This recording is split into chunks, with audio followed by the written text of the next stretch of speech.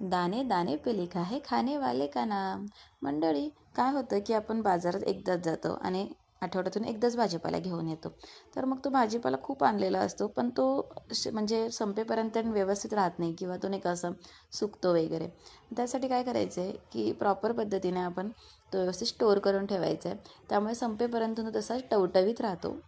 तर आपण आज बघणार आहोत शेवग्याच्या शेंगा ह्या कशा स्टोअर करून ठेवायच्या 8 ते 10 दिवसांसाठी आणि हिरव्यागार कशा राहतील ते पण मी तुम्हाला सांगणार आहे.